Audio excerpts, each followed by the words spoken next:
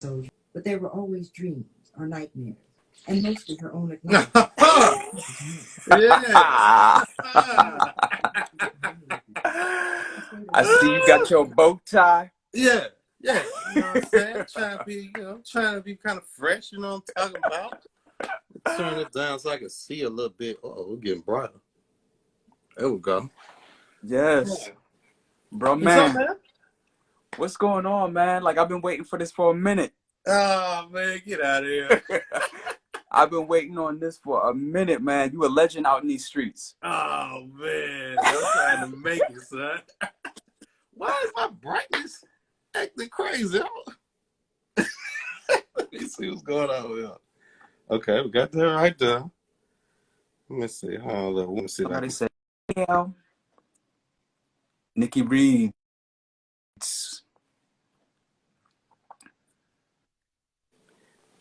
I don't know how to fix it, man. So let me just. All right, I'm just gonna have to deal with it. All right, I'm ready. So, man, how was your day, man? You had an awesome day, like, you know.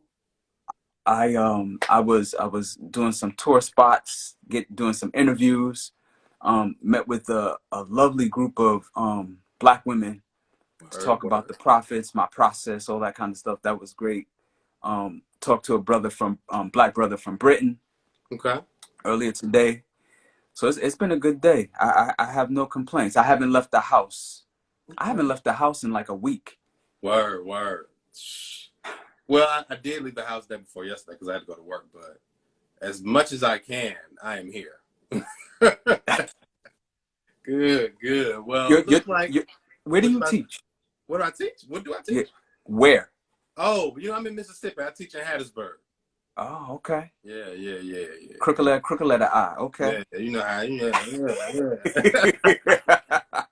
Yeah, man. So I teach English, and it's fun. It's very fun. Like revealing the want to read, like in these kids when they don't think that they have it, is a joy. Oh man, that sounds like a blessing. That's what it sounds like. It is, man. I see you got your Kappa Alpha Psi representing in the background. Where your cane at? They ain't never too far away. Growing up in the North, Black frats, Black sororities, the Divine Nine, I didn't know nothing about none of that. Yeah. It wasn't until I moved to Charlotte, North Carolina for a job that people were like, what you frat? And I was like, I didn't even know what that meant. I was like, what? I'm frat? What's that? And then I learned about the Divine Nine and I was jealous. I was like, yo, I wish I would have grown up in this environment, went to an HBCU, pledged, all of that stuff, because like brothers and sisters down there in the South with the Divine Nine, it's no joke. It's real. It's like heavy. The philanthropy, the community, that stuff is real. Yeah. Look, I was just thinking, I was like, because there's a lot of history in, the way that it is celebrated and kind of presented in different parts of America. And yeah, the South is where it's at. I mean, I was in Kappa League in high school. And so it was just known, for me at least, that once I got on to college, I was going to kind of complete it. You know what I'm saying? So yeah.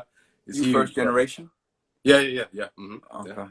Yeah. So your son don't have a choice, right? Absolutely not. He signed the contract. He signed the contract. The paperwork's done. You know what I'm saying? Yes, sir. I was gonna come in here to some New Edition music, but I was like, nah, let me keep it pro. Man, I was gonna do Prince, but every time I play Prince on a live, they take that sucker down. Like, he still has the power to like not let his stuff. You know what I'm saying? Yo, wow. Man. Yeah, Prince wasn't cool with like people using his music for no purposes. Absolutely, man.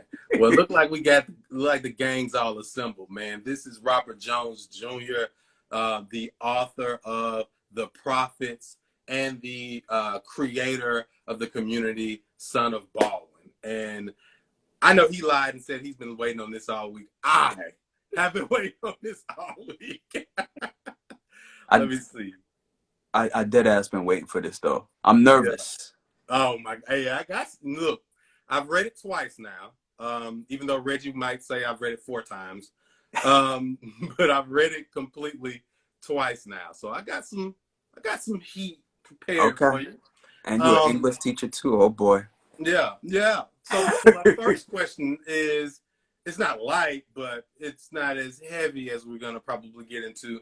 I want to talk a little bit about community, and what that means for you, and what made you create your community, Son of Baldwin, and then like, what do you want to like do with it? You know? I grew up a really lonely kid. My grandmother, who I think was the first person to love me unconditionally, died when I was 7. Mm, And I to this day feel that loss. Because I don't think I've ever experienced a love like that.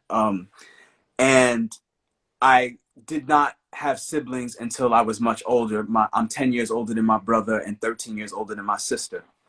So my formative years, my childhood was mostly me and my imagination. And I also didn't really fit in with other kids because my budding queerness, because I was nerdy, I was into books, I was into comics and stuff like that. And the other kids was playing basketball and I didn't know how to play basketball and, all that kind of stuff. So community was always something that I dreamed to have, like a real loving, I got you, ride or die type community is something I always dreamt of having. But the idea of starting one online didn't come till much later. I'm a late bloomer, so I returned to college at 31 years of age. So I'm a freshman in college at 31, and I'm encountering somebody named James Baldwin in a people, power, and politics course. yeah. And I'm reading this essay called "Here Be Dragons," and it's one of his. I discover he's dead, and it's one of his final essays. He wrote it in 1987, the year he died. And this man is just going in like I have never seen or encountered before in my life. And I'm like, wait, he's black, he's queer, writer, and he's from New York City. Yeah. This dude is my spiritual godfather. Period. Yeah. This is what I want to do. What he's doing with the words right here, I want to know how to do that. So another couple of years passed. I'm reading everything by Baldwin that I can find. I wound up reading his entire bibliography. Then I'm like, are there any like speeches and stuff like that from him? Because there's no YouTube at this time. Yeah. So, I'm not encountering anything like that. But then PBS airs this special during Black History Month, and it's James Baldwin documentary, and I'm just wrapped in it. I'm just like, wow, learning all this stuff about him, and we get to the end of it. And his younger brother is talking about Baldwin's last words. He's lying in the bed in this house in France, and he turns to his brother and he says, I hope someone finds me in the wreckage. And that sort of just like broke my heart, because at the time, Baldwin wasn't a part of the cultural zeitgeist like he is now. Like there's a Baldwin renaissance right now, but before we would learn about him in academic spaces, but in the larger community, he wasn't really being talked about. So I said, I want to create a blog in his name where we talk about him, his work, all the subject matters he broached: race, whiteness, sexuality, politics, all that stuff, and sort of bring him back into the public consciousness. Yeah. So in 2007, 2008, I started Son of Baldwin on Blogspot. Remember Blogspot? Yeah. And it was going okay there for a while. I would post some articles, some excerpts from his essays and stuff like that. And then this thing called Facebook comes along. Yeah. And this is when they open it up, so it's not just students. I was just gonna say, it's everybody. I was in school, and I went to school in 2005, and so at that point it was like only for college kids. So yeah. So I joined. I already had an account because I was a student in grad school, and you had to have a email address from your school in order to be able to sign up. I signed up or whatever, but then they opened it up to everybody, and I said, yo, maybe I should move this to Facebook. Maybe it'll get, some traction. And that's where, through word of mouth, people started to participate, talk about it, like, follow, the whole 9 yards. And that is how Son of Baldwin sort of came to be. Yeah. Okay. I know what it is now. Sugar! Bring me a phone charger. There's one in the living room. In the dining room. The pink one that belongs to your mama. I know what it is. That's what it is. I know what it is now. Okay. So I used to actually run, it's interesting because I used to run a hip hop blog called What a Since 1987 on Blogspot. And wow. Thank you, son. Peasant. I knew he was going to try to fight me, so I'm not a peasant. Let me put this in here. Quit hitting me, man. Yeah, now I'm cooking with grease. Now I can see. Okay. Okay.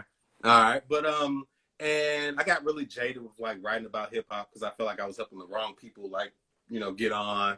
And then so I just walked away and I started listening to jazz for a year. I was talking about this yesterday. And then I come back and I was like, well, I can do this with books. And, I came to Bookstagram. So I have if you go now to whatasince1987.blogspot.com, you can still see my old hip hop blog.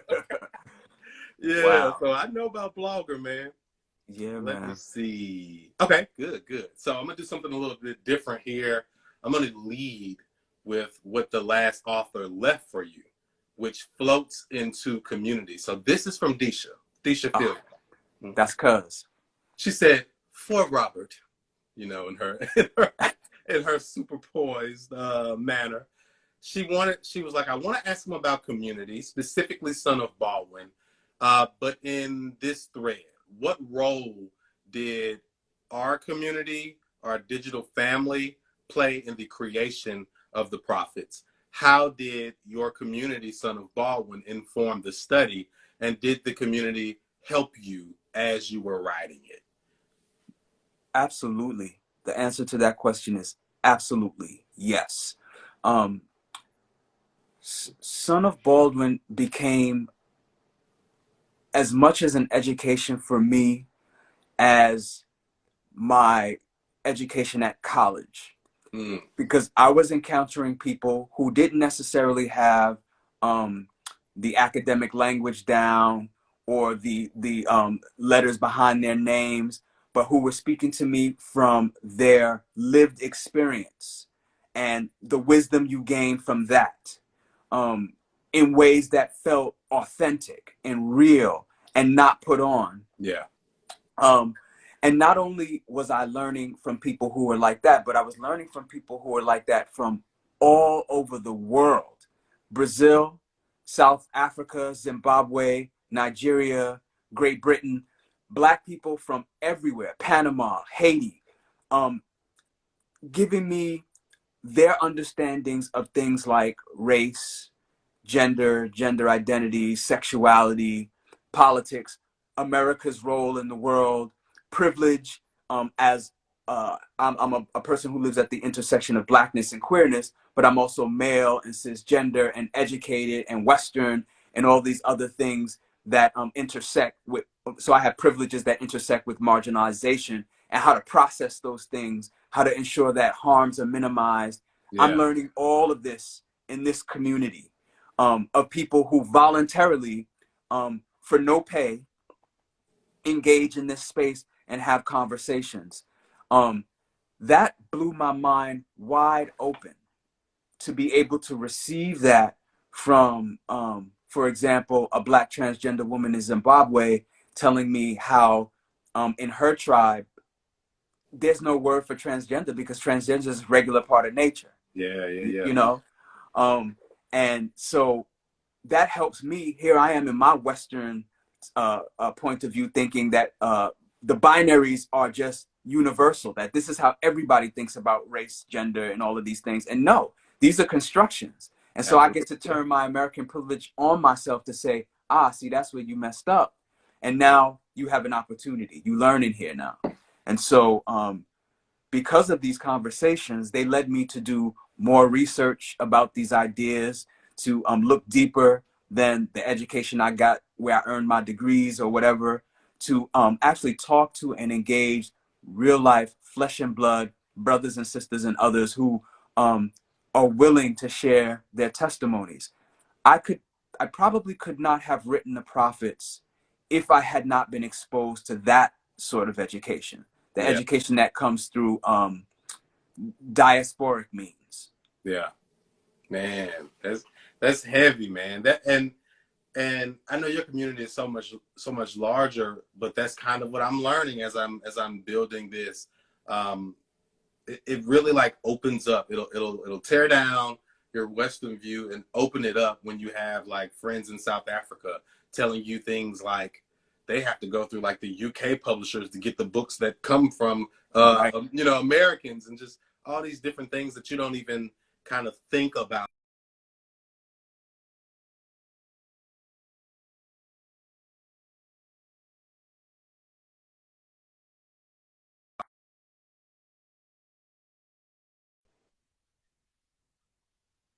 I gotta let me know if I'm back. Am I back? You back. Okay. Yeah, I had to put it on Do Not Disturb. Somebody trying to call a player. Golly. Even Fred want to call a player. Yo, you are so Kappa, let's man. see. What are you reading right now? Right this instant. And I want to share something about being a published writer, author. Okay. Is that you immediately realize that your pleasure reading gets diminished because you have to start reading things for blurbs. If people are asking you to blurb a book, you got to start reading things for blurbs. You have to start reading for people who you're going to be in conversation with during your book tour and stuff like that, to make sure you're up on their works as much as they're up on yours. So you do get to read some really great things, because some of these works that I'm reading are just phenomenal. But you don't get to read the books that you necessarily chose yourself to read because you got work to do. Yeah. So Yeah. I'm currently reading a book called The Final Revival of Opal and Nev by Donnie Walton. Donnie and I will be talking in April about her book. Fam, let me tell you how fire this book is. Yeah. Donnie is like me and Disha. This is her first book. She came to it at a late age because I'm 49. I'll be 50 in April. Wow. I didn't see it. Okay. And so, there's a little bit of insecurity about being this age and this is your first foray into this work or whatever. But I tell you what, if people who wait this long or come into it at this point in their lives, it seems to me that the work is just fire. Because Disha's book, you already know what that's like. Flames. Total inferno. Yeah. And then Donnie's book, which is about this this musical duo, a black woman and a white man, who were big in the late 60s, early 70s, broke up, and now they're coming together for their reunion in the current times. What she's able to pack into that history, telling the history of this group while simultaneously telling the history of this country, and the ways in which it takes advantage of its artists, particularly its black artists. This book fire. Like, she wrote it so real that I kept saying, did this really happen, or is this fiction? I couldn't even tell. Like, it reads like nonfiction, but it's fiction. It comes out March 30th. I really advise people to please pick that book up. It's fire. Yeah, I think it was on Reggie's list when we did our verses of things that we were excited about. I think that was on Reggie's list. He gonna correct me in the chat, but I think it was on Reggie's list. But I definitely want it because I think I saw you post about it too. Yeah, okay. Yeah. Okay. It is so dope. Reggie, bro, man, from the 5th floor. Yeah, from the 5th floor. Also, y'all, feel free to drop your questions because I'll try to work them in once I kind of get in mine, because it's my birthday and I can cry if I want to. Wait, today is your birthday? It's tomorrow. Oh, it's tomorrow. All right. Yeah. All right. Okay. So I heard you talking to, I believe, Mateo about it, but my internet was acting up. So this is a very selfish question. I want to know, Mateo had said how many drafts you wrote of this book before you were finished. How many drafts was it? Like 1 million. I'm gonna show you real quick how many drafts it Because he was. said something like you had folders or something. This Oh this my stack right God. here Oh my God, is son. all the versions that I printed out. There's actually more versions than that, but those are the ones that I printed out of this book. Like I've been writing this book for 14 years, bro. Yeah. Writing and rewriting because the subject matter that I was dealing with, I wanted to make sure that I got it as close to right as I possibly could. So I just been writing and rewriting for 14 years. Stacked right here. There's like countless versions of it on the computer. Saved on discs, written on pieces of newspaper, like everywhere. Just writing and writing and writing this book to the point where I can't even remember how many times I rewrote it. Like dozens of times. Look, I was telling Kiesa because he turned the interview around on me and asked me what did I want the book that I'm writing to do to me that hadn't been done, and I answered it to the best of my ability because I wasn't ready. But I told him one thing I've learned from like talking to y'all and like, you know, just being in conversation with you guys is to kind of sit in it, you know what I'm saying, and not rush my process, like to really just give myself to it and just kind of like let what comes come and then just work with it again. And I thank y'all for sharing, like you showing me that. Inspiring, probably several inspiring was popping up in the chat, but yeah, man, I appreciate it, man. Oh, you're welcome. I didn't know you were working on a book, so now I'm excited. Yeah, something like it, man. That's the plan. Fiction. What I'm thinking is happening, right? Like I got like stuff written, like you were saying, every damn where. I got like something in this notebook, something in that notebook. I would say fiction, but maybe something closer to like historiographic fiction, because I'm from Natchez. Hold on, am I breaking up? Uh-oh. Are you there? No, that was somebody tried to call me. I had to shut it down. Oh, okay, same thing. Okay, yeah, it's the bow ties, man. But I'm thinking maybe either like fiction or historiographic fiction. Okay. Mm-hmm. Yeah. That I am very anxious to see your writing. Oh man, that's true. I'm glad I had this recorded. I can use that as inspiration. Yo, for real. You know you already got us, me, Disha, Mateo, Kiese for blurbs, so don't even trip. Oh my God, man. I'm gonna Disha had a thing with Kiese, and now, you know, like it's funny because like now that I know her, I know what she was feeling when like Kiese was talking about she was saying how much he meant to the book. You know what I'm saying? And my girl just started like crocodile tearing. And if that ever happens, I'm gonna be crocodile tearing. Cry babying, man. Wow. All right. So now we're gonna go ahead and get into the book. Oh boy. All right. So my first thing is in terms of language. Okay. So much has been written about the various names we Black folk have had throughout history, whether we wanted them or they were given without permission. Guinea man, nigger, African, African American, Negro, colored. But very little has been written or said about the names that they've been called throughout history. Demons, dead, Yovo, Tubab, no-named mountain men, or skinless. What work do these names do in the novel for the readers and for the characters? Woo!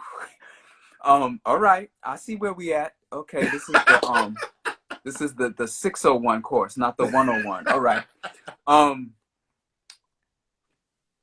White people need to realize that they are also raced. Yeah. Like Toni Morrison would say, they too are a race. White people often walk through the world as though they are the default human beings, And all of us have to have names and categories because we are somehow less or different. This is to remind them that this construction that they made implicates them as well. It's not, you're pointing a finger at us, but three of them are pointing back at yourself. So when you created whiteness, you created a race. And so you are also race. So you are also Pink Toe, Peckerwood, Mr. Charlie, you all of these things too. Yeah. So you created the nigga, as Baldwin would say. But you have to ask yourself, who is actually the nigga? And you think whiteness protects you from that, but whiteness is the thing that actually makes you the thing that you claim that we are. Yeah. So naming in the prophets takes on that. It shows, one, that they are also raced and implicated, but two, the ways in which naming attempts to erase us as African descendant folks. It attempts to recalibrate us so that we think of the world the way they think of the world. So that is how naming is functioning, I think, in the book. Absolutely, man. When I saw it, I was like, yes, you know, and I think there was one, I wouldn't even think of this as a critique, but just I guess this was something that someone noticed, and they said how violence kind of took a back seat. But I think for inside of the book, we are living inside of a reality that hasn't been exposed in the traditional slave narrative. And I think that people are used to violence occupying the main stage, and what you are doing is rewriting the slave narrative. You know? And also, I think violence doesn't just look one way. Being told that your name is something else is a form of violence too. And also, I didn't want to write violence porn, and I didn't want slavery to be the foregrounded main character of the book. I was trying to do something similar to Toni Morrison in giving the enslaved person, not slave, but enslaved person, because slave is a nobody. Yeah. Enslaved person means that somebody is doing something horrible to you, and that's actually what happened.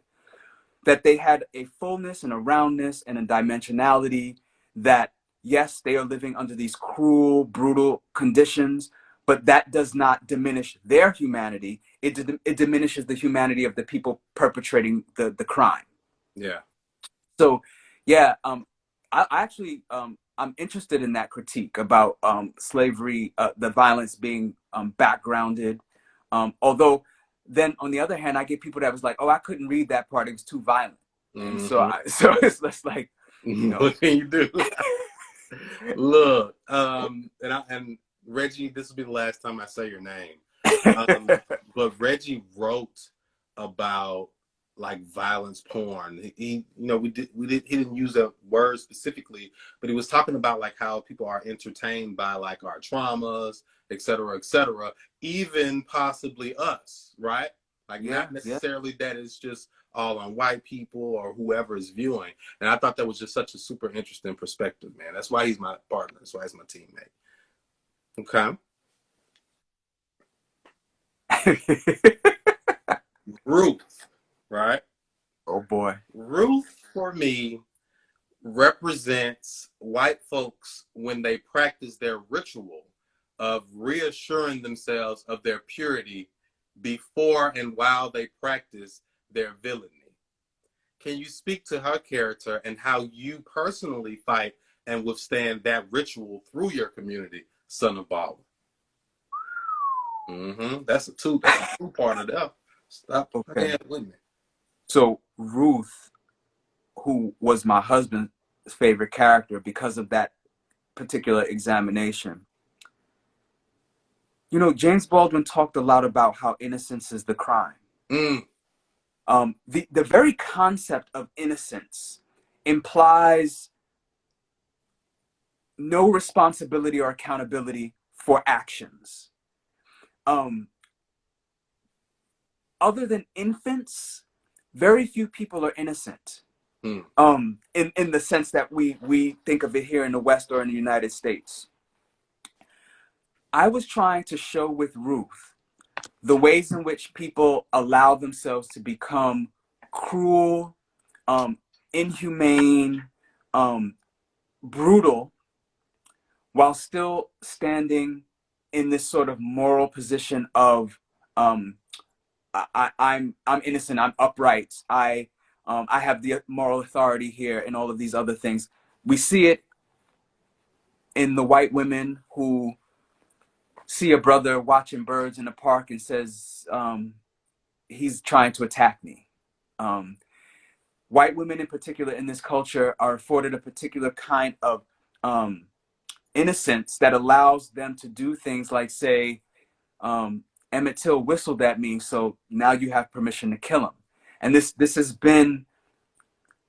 goes for centuries. This is not new. This is and I wanted to sort of look at where that comes from, how it operates, why it operates.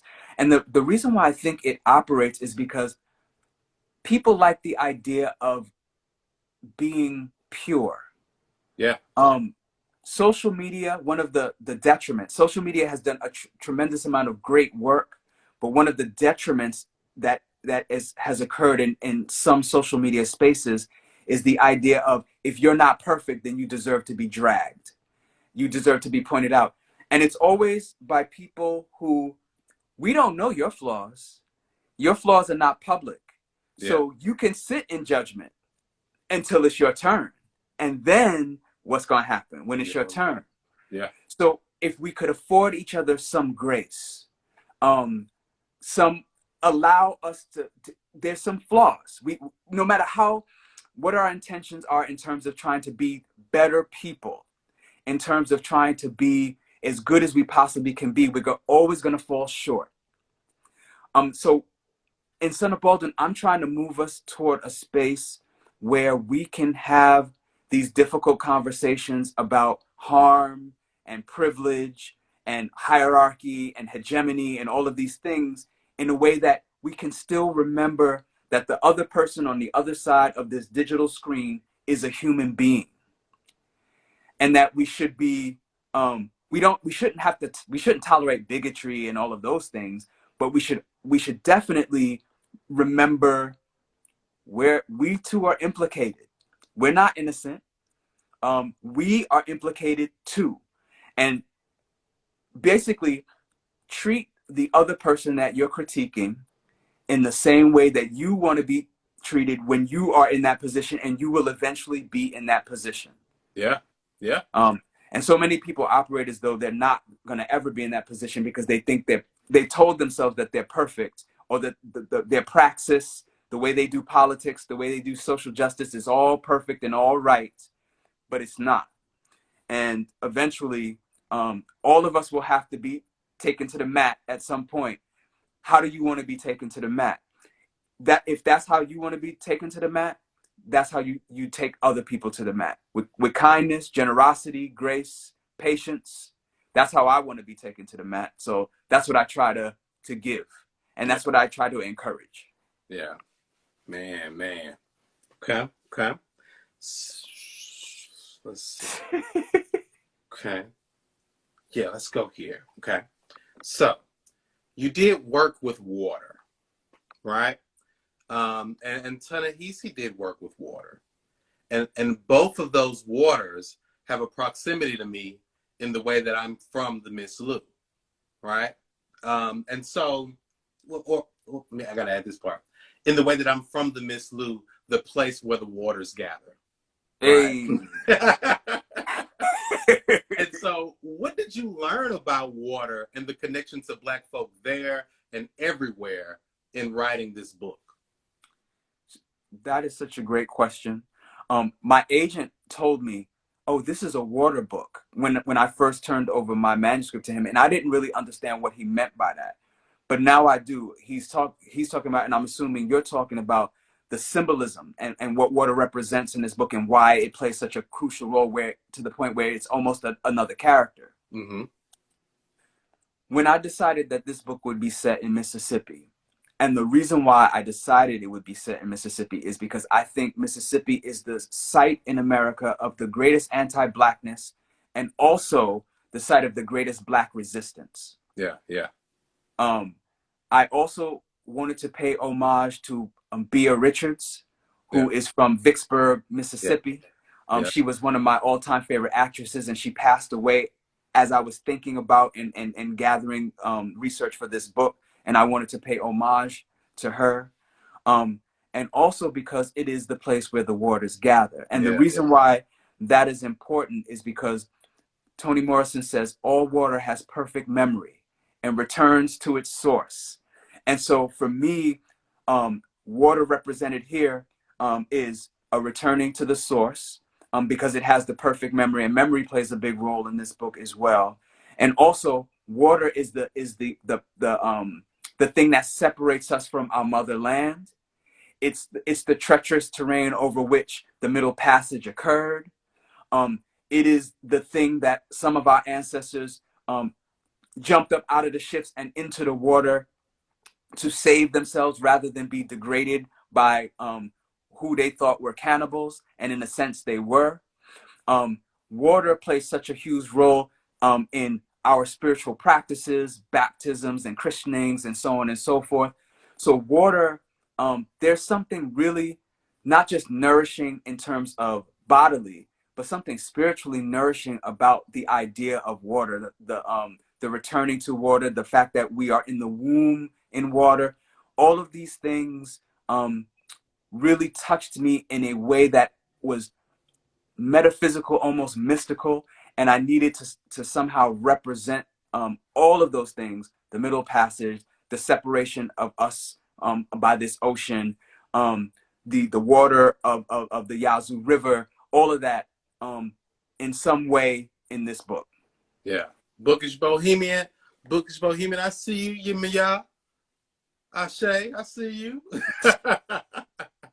Okay. So, speaking of memory, geometry occupies Isaiah's mind during the scene in Babel. He grapples with his knowledge he wasn't supposed to know. What's going on I want to know, like, what's going on in terms of blood memory and geometry. And I believe one of the women in, what is it, in the bombing of Gilead, I believe one of them grapples with this geometry or being from the people of Angles or something to that stead. So what space does blood memory and geometry occupy? Blood memory and Western science is just now catching up to this idea in epigenetics, where the idea that traumas can be passed on through blood.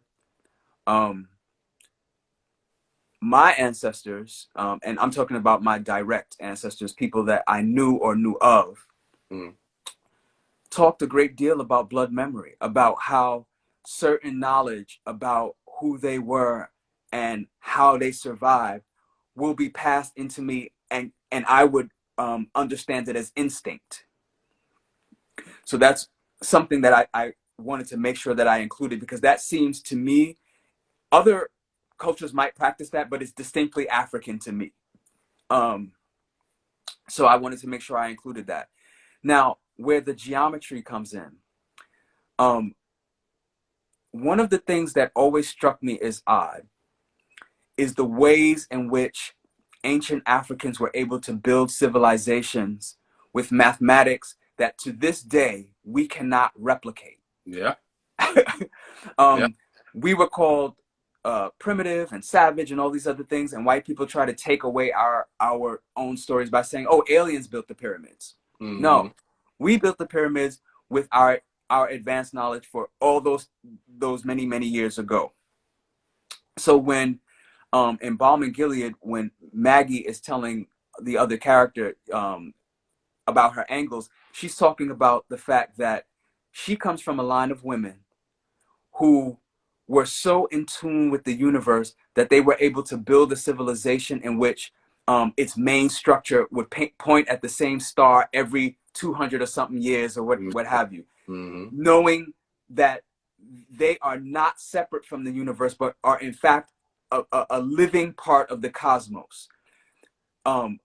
Isaiah and Samuel begin to have this realization too in the previous chapter in Babel, when Isaiah sees the spark in the lash, and he's like, okay, where does that lead?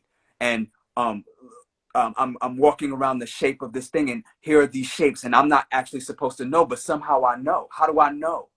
Because he's descended from these women who knew. Yeah, yeah. And so what is now instinct for him, or just knowledge that he thinks he stole from somewhere, is actually his inheritance. And that is how those things are sort of working together. Okay. Bookish Bohemian, we're gonna have to talk. Egyptian Book of the Dead. What is that? Isn't that Muatta Ashby, I believe? I was thinking about like some books I had read by Muatta Ashby. There's some books I was reading on the Dogon and how they were able to chart like those galaxies out, right? And then being descended from like special women. When I first read the prophets, I called my mom, because that's what I do. I was telling Disha, like, I'd be messing with her all the time. So I called her and I was like, this guy wrote this book about Vicksburg, and I know there's some things like that that probably go on in Natchez that would have been descended. And my great auntie sees Haints, right? And she's done that forever, right? So I was like, can you tell me about Aunt Maddie? And my mom was like, well, it's not just her. It's certain ones of us. My great grandmother would say they were born with a veil over their face. And she was like, it's generally passed down through the women in the family. And, they can see and commune, etc. And I just was like, wow, why y'all ain't told me that?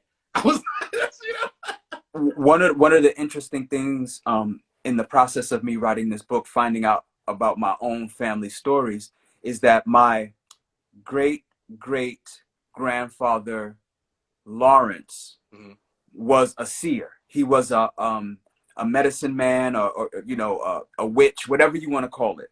Yeah. He was a healer in his community in South Carolina. And like you said, normally these roles are kept for women, or usually women inherit these roles. But what I've found out is that men could inherit these roles too, if they embrace their feminine qualities. Yes. But because of patriarchy and the way white supremacy, capitalism, and patriarchy operate together, we've been cut off from that inheritance. And so we so, what's up, Sean? We're trying to be so hard all the time that we're not allowing the soft parts of ourselves to develop, and we're missing our magic. But my great grandfather knew. He knew that he was yin and yang together. Yeah. And so because he was yin and yang, and because his mother recognized it, she passed it down to him, and then he passed it down to his daughters. And so it was that was one of the greatest realizations I learned about my family while working on this process. And I think even Maggie says in Balm and Gilead, this is reserved for the women. The men used to be able to do it, but they on some other shit right now. Yeah, man. I was just thinking that. I was like, and that's what she was saying. They've made this decision, and because of that, they're cut off. And I believe one of the main characters has like another glimmer of it, or either it's like Isaiah when he's at the river and Sarah comes up to him. You know what I'm saying? Yeah. And I'm like, okay, he's, Yeah, because Sarah's important too, because she recognizes something in Samuel and Isaiah. She's like, they're not men. Mm-hmm. She's trying to articulate, like, they remind me of the old times. Of before white people. They're getting at something. Not exactly, but they getting at something. So I'm gonna be here for them. I don't really want to be here, but I'm gonna be here for them, because they're not like, they're sort of before the split. So yeah. Okay. And talking about Isaiah and Samuel. All right. So when I'm reading, So when I found out you had a book coming out, being a fan of your community and a fan of Baldwin's work as well, I knew I was going to learn something about the power of love that I personally don't know about, right? That I personally had shut off in the way that I have been socialized, you know? Okay. And so when I Yeah. read Giovanni's Room, I was like, wow, you know, I had never seen, I'd never read about queer love. And like I said, it was just like this new door of love that I was now able to like understand. And so I wonder if, what you hope readers learn about queer love, specifically in this book, and specifically in the Guardians, who seem to be the fiercest warriors in King Akusa's land, warriors that I'm assuming are also protectors whose love for guarding their people is derived and pulls its strength from their love for each other. Am I getting You there? broke it down. You broke it down. You broke that. You said that in a way that I had not heard anybody articulate yet. So I really appreciate the fact that you got that, because that was utterly my intention. Kosai and Alewa, the Guardians in the Kasongo tribe, which is a fictional tribe I created from an amalgam of different African tribes that I learned about during the research process. Guardians of the Gates is a particular practice of the Dagara people, who I believe are from the land that we now know as Burkina Faso, where the queer people in their tribes held a special place. They were the guardians of not just the physical gates of their village, but of the gates between this life and the next. And so they played a really, really crucial role. And so showing how Kosai and Alewa and Samuel and Isaiah later sort of from this place of intimacy and love was what I wanted people to get out of that was this. It may not look like any love that you have ever encountered or any love that you feel, but you should recognize love when you see it. Mm-hmm. And you should respect love when you see it, particularly when it's between people who are consensually in love. Like, I'm not talking about R. Kelly, and the ways in which he's sort of damaged what Yeah. love could be. Yeah. The way he's corrupted touch and such. But I'm talking about love that is unabashed and free and not ashamed to exist. You know, they used to call queerness the love that dare not speak its name.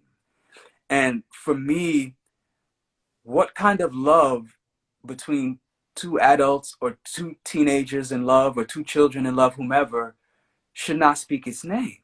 Mm. And what kind of society is that comes up with that expression, where love is the thing that should be looked down upon and frowned upon? It's an empire that comes up with that stuff, because we need you to function as cisgender heterosexuals so you can keep producing babies so that we can have soldiers and laborers to keep the rich people rich. Yeah. We need cogs in this wheel, and you're going to be one of them. And so I want people, Black people in particular, to read the prophets and feel a renewed sense of humanity, particularly for our Black LGBTQ plus family members, because the only thing that's going to save us, it won't be money, it won't even be politics, it will only be love. Yeah. That is the only thing that can save us. Only thing that can save us. And I don't mean love like what we see in Hollywood. I mean the growing up that James Baldwin was talking about. Love is a war, a battle, a growing up. That is what I am talking about when I show Samuel and Isaiah, Kosai and Alewa, Sarah and Mary. When you see these people, these are the people that are radically loving. And it's a shame that it's considered radical, because we are in such a loveless place as people. But that is what I'm hoping somebody gets the grain of a seed out of the prophets. Yeah.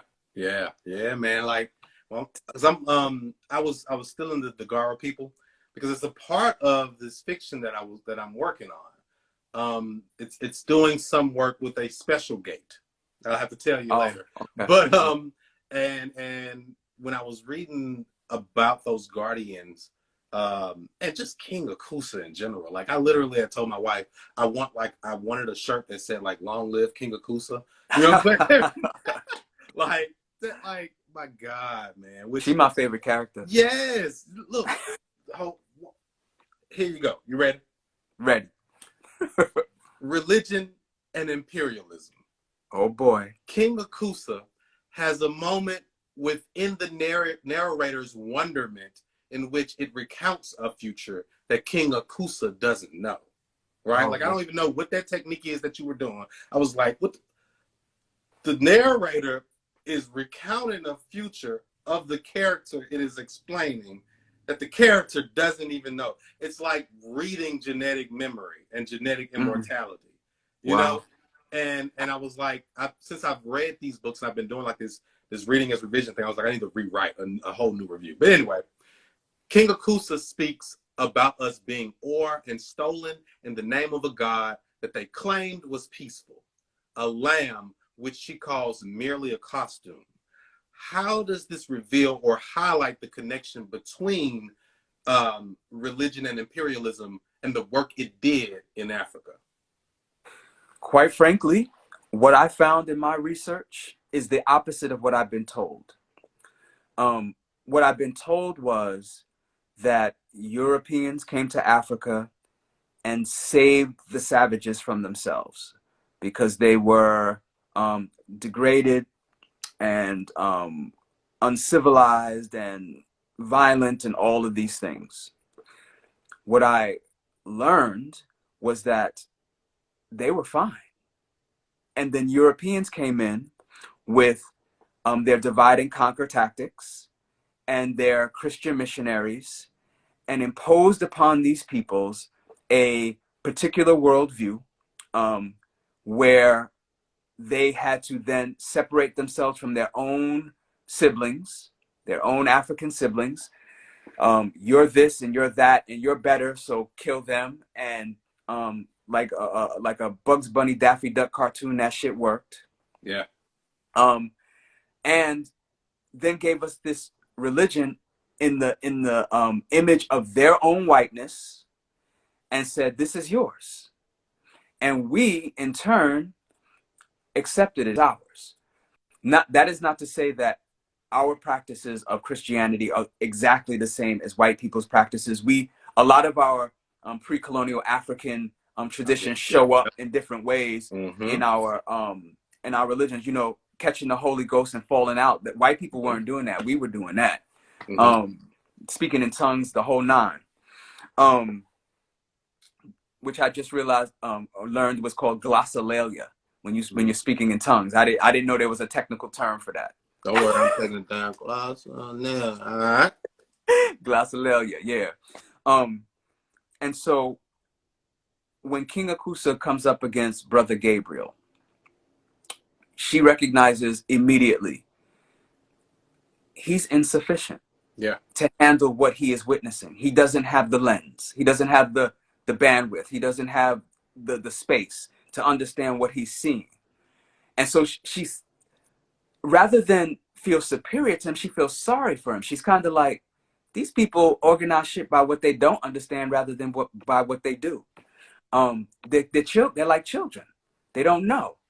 And from that don't know, the ancestors then say, and let me tell you what you don't know, King Akusa. Yeah, yeah. You don't know that these people that you think are children are actually reptiles. Yeah, yeah. And they are going to devour you. And we are glad that you don't know this because we love you so much that we don't want you to see what they're going to do to your daughters. Yeah, man. We don't want you to see what they would have done to you had you lived. Trust us, death was preferable. Yeah. Toni Morrison told us that in Beloved when Setha killed the daughter. Death is preferable. So that is how the ancestors sort of just grew out of that and then sat up top to say, don't be so arrogant, King Akusa. to say, you know, they don't know, because now we have to say what you don't know, and we can't even tell you what you don't know. Yeah. And that makes it even more tragic, because she's sitting there with her wives, one male, one female, and others who may not be either, at a feast for her, two of her favored warriors who were destined to be together, having a party, and this man is plotting the destruction of her entire village. Yeah. And it's just, the whole thing is just tragic. Yeah, man, that is heavy, man. It was, like I said, I King of Kusa, man. That is. I'm going to have the shirt made, you know, so you'll see it. I love it, sir. Let me move this up. Let's see. Oh, questions. Ooh, yeah. We're gonna there we go. What is your favorite Baldwin book / essay? My favorite book, Go Tell It on the Mountain. Go Tell It on the Mountain is my favorite James Baldwin book of all time, because never have I seen someone described catching the Holy Ghost in a way that is so lyrical and poetic and sublime as Baldwin describes his character catching the Holy Ghost in this Pentecostal church. Yeah. That opened me up in ways that I was not ready for. That's also Go Tell It on the Mountain is also one of the blackest books I have ever read in my life. Like, that book is so black, and it's so black and northern, but it also goes back to the South, because Baldwin likes Baldwin liked to remind us there's no difference north or south. This is one country. Mm-hmm. And the difference is merely in the way they castrate you. Yeah. Speaking about black people and you know, this idea that the North is more progressive than the South, because it's not. Yeah. I grew up in a part of Brooklyn called Bensonhurst, and I could tell you stories about what the white people did to us in Bensonhurst. You know, the South has sundown towns. Yeah. In New York, they do it in broad daylight, so they don't have to call it sundown. Yeah. So Go Tell It on the Mountain is my favorite book. My favorite essay, it's a tie between Evidence of Things Not Seen, which is the last essay James Baldwin wrote. It's a long essay in book form, where he's talking about the Atlanta child murders. Yes, okay. Because I have that on my list with Tony K. Bambara's These Bones Are Not My Child. These Bones Are Not. I think I got that from you in the comment section. Yeah. Okay. Yeah. And what will always be on my heart is Here Be Dragons, because it's the first essay I ever read by him, which was one of his later ones. So those are my favorite Baldwin works. Do you? And well, yeah, I'll ask you this, and then I'll see if it needs explanations. Do you know what that means? Like, Here Be Dragons? Yes. Like what that used to like represent on a map? Yeah, that was where the white people were scared to go, and so they thought monsters were there. Yes, and James Baldwin in Here Be Dragons was saying, yeah, there are, in fact, monsters here. Yes! Yeah. See, he was on these many levels. Yes. I have a poem named Beyond. I switched it and I named it Beyond This Place There Be Lions. Oh. Yeah. Oh. Yeah. Come on now. I'm cooking. Come on. Yes, man. I'm in nerd heaven right now, y'all. Excuse me. Okay. Well, let me double check here. Yo, these are the best questions, bro. Nobody has asked me questions like this ever. Hey, man, just know I be in the lab, man. I think this will be a good one. I think this is a good one. How has your research about ancestral ways of worship affected your worship now? Excellent question, because it has affected my worship now. I now do ancestral veneration, which is something I never really did. Yay. So me and my husband downstairs, we have a mantle with all of those in our family who have passed on, who we pay homage and honor to for April. clearing the path for us, clearing the path for us, and for protecting us and for guiding us. And that is all as a result of what I was uncovering in these understandings about our pre-colonial spiritual systems and such. I don't believe in organized religion. I'm not a fan because it becomes so dogmatic. But I am a spiritual person, and I feel like when I discovered this idea of the ancestors and venerating them, that felt somehow right to me. Yeah. Like it felt right in my own spirit. And so that is what I do now. That's my practice, and that it is a result of the research that I conducted. Yeah. Sherry had dropped in here, and I think I saw somebody else talk about it, that there were versions of Christianity that predated. And I think that the scene that you're talking about in Go Tell on the Mountain too, there's something ancient in the way that we worship in general. You know what I mean? Whether we are in whichever organized religion, there's just something that like still comes through, which I think is thanks to blood memory, you know? To that point about Christianity predating colonialism on the African continent, that is true. But here's the thing: we never, because usually it's Black Christians saying, well, to defend But what Christianity, about they say, yeah, it existed before, slavery and before colonialism, so it's valid. It was in Ethiopia in the early ADs when Christianity was first practiced, but our ancestors practiced Christianity almost like, how you go to somebody's land and you do as they do in their land as a way to sort of like say, it's safe for you to trade with me because I'm practicing your religion. So they saw it as like a tool. That's what was kind of going on, I believe, in northeastern Africa in terms of Islam, right? Because like, when you first start doing like the research, you're like, okay, I'm gonna go be a Muslim, and then you find out that was used as a tool for trade over there. Right. And so it was like either you kind of do this. In some of those countries, I know it was like either you do this or we'll enslave you. And they were like, okay, right. Or either you do this or you do this now. We'll open these trade routes. So yeah, I know exactly what you're talking about. So Christianity practiced in those ancient times was as a means of trade. Yeah. But also Ethiopian Christians, their Christianity looks very different. The ancient Christianity than the Christianity we practice, because the Christianity we practice we didn't get from the Ethiopians, we got from Europeans. Mm-hmm. And the Christianity we practiced or we were introduced to was introduced at the tail end of a whip. Yeah. So that is why it's so easy in our practices of Christianity to emulate the oppressor. So they use Christianity to justify slavery. We use it to justify anti-LGBTQ plus bigotry, and so on and so forth. So I get it. We're deeply Christian, many of us in this country, but Christianity, your practice of Christianity should not ask you to turn off your critical lens. And if it does, I would question it. And I think that your book highlights something else that's interesting, is there was some push and pull with whether or not they should let us practice Christianity.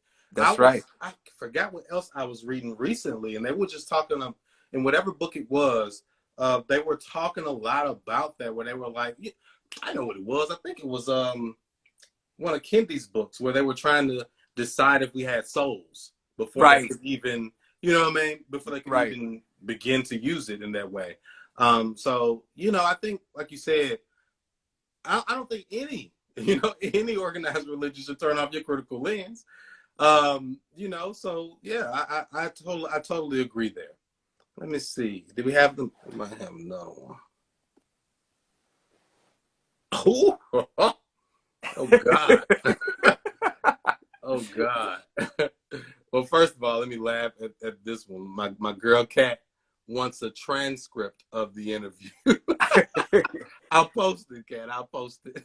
Accessibility. It's very important. This is the one I was like, oh, because I bet this is difficult. how do you say goodbye to your characters, and where do they go? That is a good question. That is a good. I lived with them for so long, through so many iterations. There's one character that I'm having a little bit of difficulty saying goodbye to, King Akusa. Someone asked me if I would ever write a sequel, prequel, whatever, and at first I said no, but then I keep hearing King Akusa. So it would be nice to maybe revisit her at some point. How do you say goodbye? I don't think you ever say goodbye. I think they live somewhere in you. All of these characters, Samuel, Isaiah, Pua, all of them live somewhere in you. You compartmentalize them, but they never go away. But I can say that when I finished this book, I felt like it wasn't the end of my relationship to these people, because these people, in the same way that when my grandmother passed away, it wasn't the end of my relationship with her, because she had touched me already. And so she lives on through me, through my memory of her. And in the same way, I feel like these characters live on, because they are in print in this book, but also because they occupy spaces in my spirit. Okay. All right. So Disha left you two goodies. Oh, goodness. All right. Cousin D. All right. So, but you got to take the journey. All right. You ready? Ready. Right. Close your eyes, and I want you to think about your book. Okay. And I'm going to tell you the word that Disha wanted you to expound upon based on whatever scene it calls forth for you. Okay? Tenderness.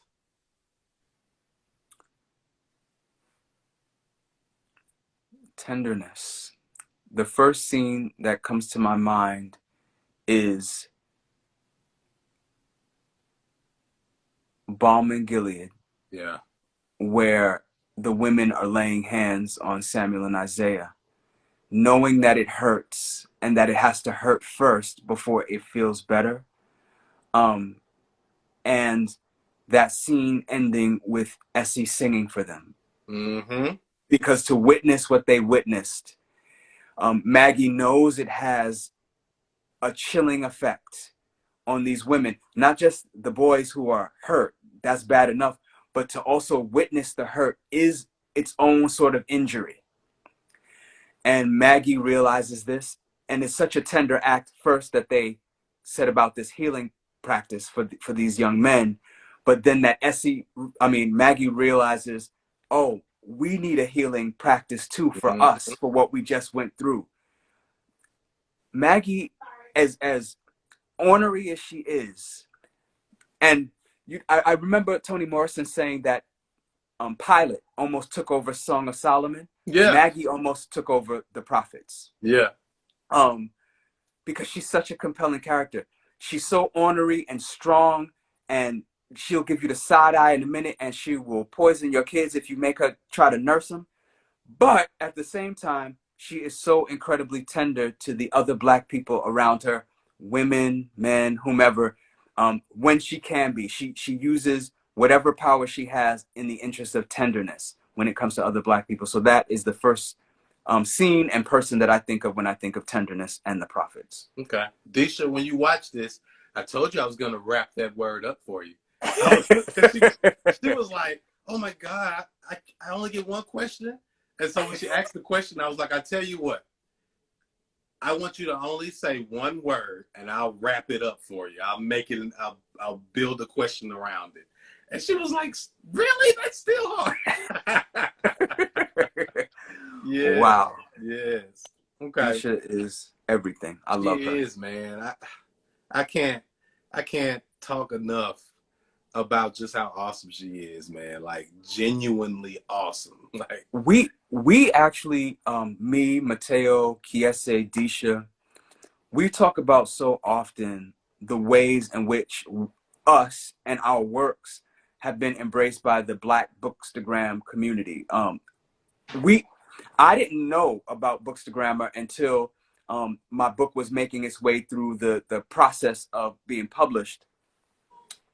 And when I discovered it, I was just like, wow, these people dedicate so much of their lives and their time to these acts for free. So what I want to bring up is for everybody listening, if you can, and if you know their PayPal or their Cash App, their Venmo, whatever, yo, drop your Black Bookstagrammers some money, please. Truly. In fact, Akili, you should have your payment information pinned in this chat so Yeah. that people can know.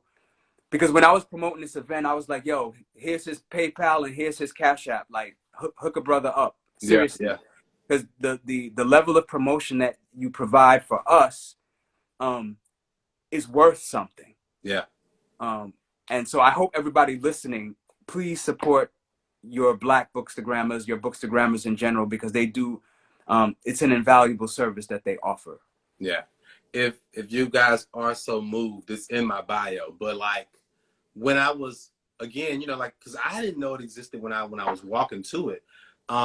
My thing was I was trying to learn how to be a better writer, right? Like, because I was reading anyway. I was like, I am going to, well, when I first started, like, I guess learning about the Black diaspora, I was reading all the right books, right? Like I got The Destruction of Black Civilization. I got the Medjugorje. You know, I was reading all those books. Then I read all the right, you know, Malcolm X, autobiography of Malcolm X, et cetera, et cetera. Right. And then I like doubled back to just like pure literature, you know?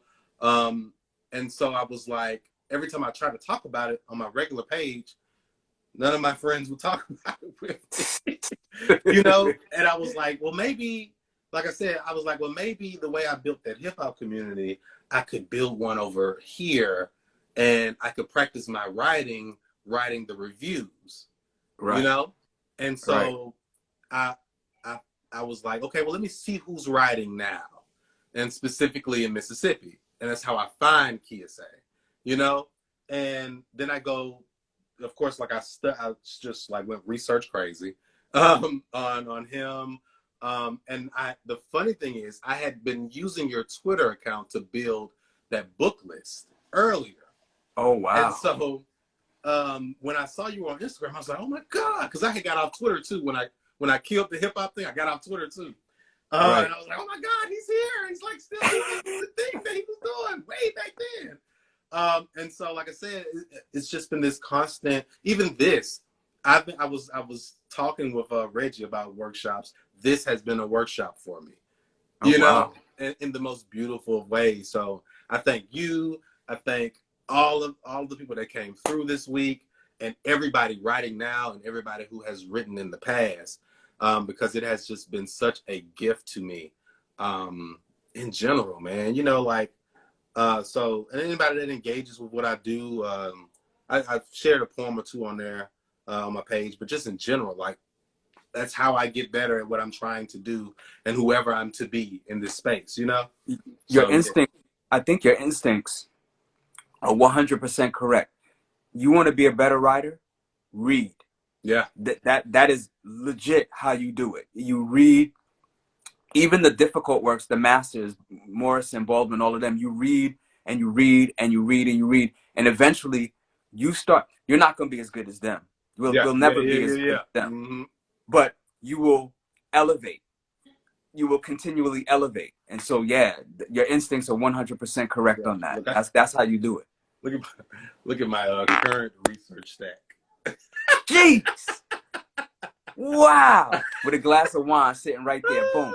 I got Bambara over there. I got Tony, Lady Hubbard, Black Boy, Richard Wright, who's from Natchez, you know. Oh, is he? Yeah. He's from Natchez, man.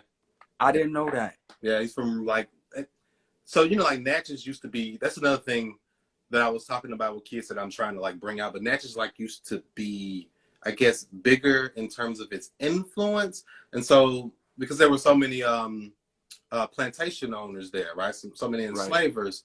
Right. And so they stretched the land. And he's from one of those plantations that now would technically be outside of the city limits, but all of that's Natchez. You know what I mean? Wow. Yeah. And you've lived in Mississippi your whole life. Oh yeah. The entire yes. I'm born, bred. Yes, this is home, man. Yeah. Yeah. That like I said, there's something about Mississippi that's just real magic when it relates to the black population of Mississippi. That I bow down to that. Yeah. Let me see. I guess I'll take one more. I don't want to keep you all night. Let me see. I'm good. Whatever. Okay. I'll get both of the homies. Oh Lord, there's 3 of the homies in here. Let's do the most famous person I know. Melanated reader Crystal says, "What's your favorite thing about being able to connect with readers?" Crystal is also my sister's name. Shout out to Crystal. Thank you, Melanated Reader, for that question. She's so famous. What's my favorite thing about being able to connect with readers? Knowing that they found something of value in something that I wrote. They don't necessarily have to like everything that I wrote. I think there was a bookstagrammer who said, I'm just gonna put it out here. He overwrote this book, and I actually appreciated that. I was like, maybe I did. Next time I'll try to do better. But when you get an Instagram message in your inbox from a young 17-year-old queer boy who says, "Mr. Jones, this was the book I was waiting for."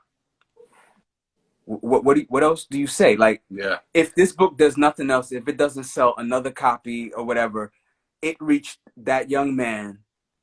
It was worth it. Yeah. The blessing is being able to reach a reader like that. Like, that they open a book in the same way I open a book by Morrison, and I'm just like in it like this, like, yo, she's reviving me. She's teaching me. She's scolding me. She is making me a better human being. If just the thought of the idea that somebody might someday view the prophets in that way humbles me to no limit. And I feel a special responsibility to the reader, particularly Black readers, to try to always strive for that sort of connection. I might not always do it. I might fall short. I might fail. But my goal is to strive to create some sort of work that is of some sort of value to the reader. So thank you for that question. Awesome, man. Yeah, Jamise, I'm trying to be like you when I grow up. She said, "I've only ever seen you drink water." This is from my brother Reggie Reed's bruh man from the 5th Flow. What do you want readers to keep in mind when they read the prophets, as well as your post on Son of Baldwin? What I want them to keep in mind when they're reading the prophets is that it's not an easy read. And I realize that. I realize that the language is often complex or complicated, or maybe just esoteric, or people just don't understand it.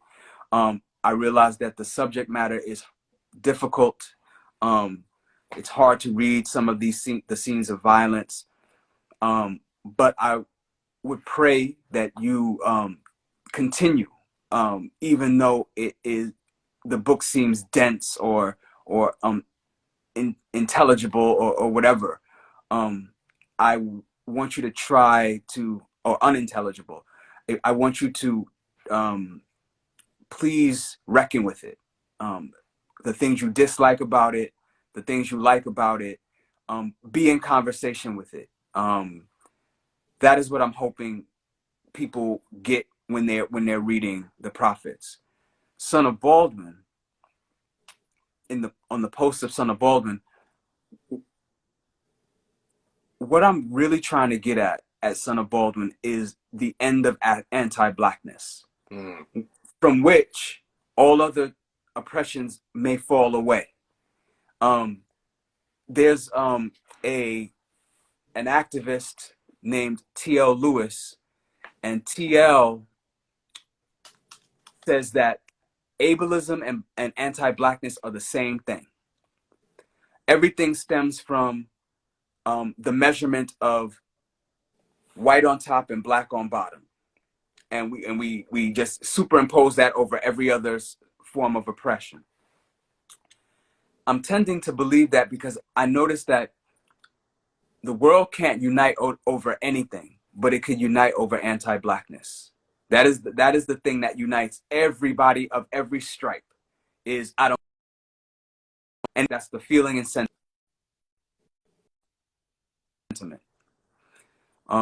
So yeah,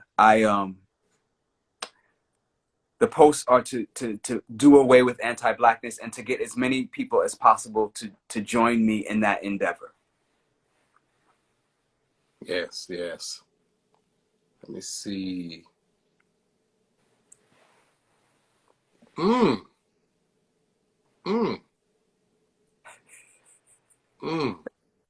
That's gonna be this should be pretty heavy here. No music. What do you think of Rufus's ongoing spirit in another country? Now you taking me back to sophomore year, which was the last time I read Another Country and Rufus jumping off that bridge. I wonder if Baldwin was saying something about how disembodied you can feel as a black person in this country, how you haunt this land in many ways, in ways that similar to Ralph Ellison's Invisible Man. I wonder if that is the message there, that someone who is denied love, who cannot express love freely, who in a loveless nation haunts it, because that's all they can do without love as the thing that makes body cling to spirit. Mm-hmm. Maybe that's what Baldwin's trying to tell us, that the lovelessness is making us haints. Yeah. Maybe that. Heavy. Okay.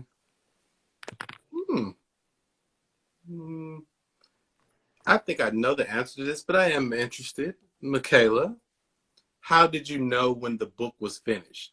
I'm going to say you don't think it's finished now. Someone else probably had to tell you. You know me so well, because I could have been writing this book for another 14 years. Easy. That pile I showed you, so many. First of all, there's some characters that never made it into this book. Well, made it into the book and I took out. Mm-hmm. There are entire chapters where I go into like so many things that I was like, nah, this is too much, and took it out. There are things in the book now that I'll read a line and I'll say, I would have probably rewritten it like this. Just little things. But a writer is never done. Like, to me, writing is revision, and I could revise for the rest of my life. I could have written the prophets over and over and over and over again, like I said, for another 14 years. So I don't know when to stop or when I'm done.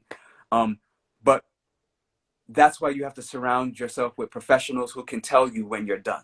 Yeah. So I have my agent and my editor tell me, okay, this is as good as you're gonna get it. Let's go ahead. Otherwise, I would have been like another couple of years on it, maybe. Essie said something akin to writing is a way to get to memory or to tap into memory, you know. And it's funny you rewrote it so many times, right? Because memory is so important, and right. And there's a surety to the prose that I think is because of the attention and time you gave the writing. You know what I mean? Yes. There's just a surety in that narration that is. I mean, it sounds like Voices from Across the Veil. And I told my wife this, when you do a reading from it, it's almost like you're possessed. Like I Oh. like Woo. you're like, okay. And then you go. And there's a whole nother voice that comes out, son. Like I Wow. was beeping it, because I hadn't even said it tonight, guys. But when I was doing my reconnaissance, I was beeping it out. Yeah. Wow. Well, thank you for that. Of course. I'm glad that people see things that I don't see. Because when I see this book, I see all of my frailties, my flaws, my insecurities, my doubts, and I'm afraid it's not good enough. Yeah. So when people read it and they see something else, they see confidence or whatever, beautiful prose or whatever. Thank you, because otherwise I would never see those things. I would always see the bad and not the good, because being Black in America, you prepare yourself for the worst in all things, and so I always prepare myself for the worst, and so I always see the flaws and never the glory. Yeah. So thank you. Oh man, no, thank you, man. Thank you. Let's see. Okay, let me see, make sure. Oh God. Okay. Okay. All right. Okay. I'll do this one. And hold up. Okay. Plant Mitch, I hope you allow me to give him to put this caveat inside of this question. So she asks if you could go back in time, whose hand would you drop this book into? And you can't say James Baldwin. Just in case, If I can't say James Baldwin, could I say Toni Morrison? Okay, all right, that'll work. One of my great regrets. And I didn't know Toni Morrison was ill or anything like that, but about maybe the summer of 2019, I started to panic. And I said, I'm not going to be done with this book quick enough to get Toni Morrison to read it. And my editor was like, no, she'll read it. And I'm like, no. I got to get it done now, because she has to read it. She has to tell me if it's any good. Yeah. And she died in November. Man. Or she died in August. That's what it was. She died in August. And this was in June when I started getting this feeling. And that is my one regret with how long I took to write this book, because if I was faster, maybe Toni Morrison could have read it. And maybe she could have said, you got something here, or you can work on this, or whatever. Or maybe she would have said, job well done. Mm-hmm. So Toni Morrison is the person that I wish I could go back in time and drop this book into the hands of. Okay. Before my caveat, was it James Baldwin? No, it was Toni Morrison. Okay. It was Toni Morrison. Okay. All right. So good. I'm gonna we're gonna make this a 2-for-1, and this will be the last one. Okay. This has let me down. What was your thought process when building Essie's character? And then one of my homeboys asked, in the same vein, who were the female characters inspired by? Oh, okay. So Essie. I like Essie because Essie is Isaiah's friend. And she knew from the fact that they were being forced to do these things neither of them wanted to do, that there was something different about Isaiah, and she kept that to herself. She loved him as he was. Mm-hmm. She comes from the idea of Esther in the Bible. And she's sort of like she's not exactly like the counterpart to Esther, but inspired by Esther of the Bible. And she is someone who I wanted to show, I wanted to be able to show what Black women endured during slavery on the plantation in terms of rape culture, the ways in which Amos, as a result, cannot function as what he thinks is he can't express his manhood because he can't protect Essie. So she functions in that way. She also functions as a friend for Maggie, somebody that Maggie almost sees almost like a daughter. She is for me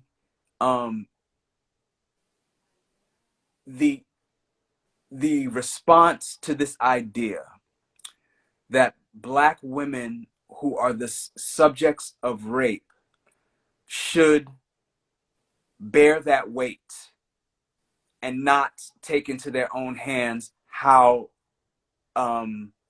they should be able to deal with that situation. Yeah. Because there's an event that happens at the end of the book with Essie that some people said, oh, that was kind of shocking. I didn't expect that to happen. And I purposely wanted that to happen because I wanted Essie to define her liberation for herself. Yeah. And these women are inspired by, in general, inspired by the elder women of my family. You know, I am second generation Northerner, but my family roots are in the South, Savannah, Georgia, and Dillon, South Carolina. A little part of Dillon called Little Rock. Yeah, yeah. Where my great aunt Annie lived on a plantation on which her grandmother was enslaved, and the slave owner gave parcels of land to her, and my great aunt Annie inherited it and built her house on these plantations. So it's women like her, like my aunt Feedy, my aunt Lucille, these elder women from Dillon, my grandmother Ruby from Savannah, Georgia, and her sisters. These strong, vulnerable, stoic, funny, will carry a razor blade in their cheek Black women are who I was paying homage to with many of these women characters in the prophets. Yeah. The last thing you said that will carry a razor blade in their cheek. My dad was explaining to my mom. This is something I'm trying to capture. I don't know whether I'm doing it in poem or not, but he was trying to explain to her the difference between being in the street and not, right? Like being able to move in that world, and a specific, like some women came up. And my mom was like, they don't know. And my dad was like, no, you're wrong. See, these are the type of women who smoke cigarettes and talk shit. I was like,